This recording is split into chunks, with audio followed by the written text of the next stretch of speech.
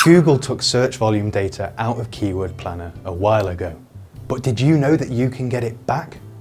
All you have to do is head over to Google Keyword Planner and click on Find New Keywords.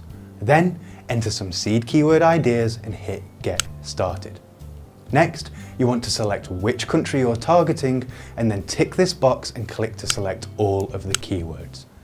Then select Exact Match from this drop-down and add the keywords to a plan before clicking the link to view your forecast. Or you can click on Keywords on the left-hand side. And voila!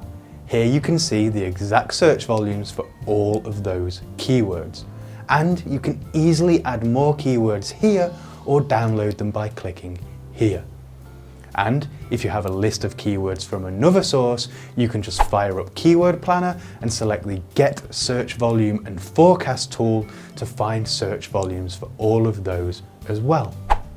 But the problem with Google's Keyword Planner, well, it doesn't tell you how hard it is to rank for a keyword. And that is why I built this free spreadsheet that will help you find all of the easiest to rank for keywords with the highest search volumes in your niche.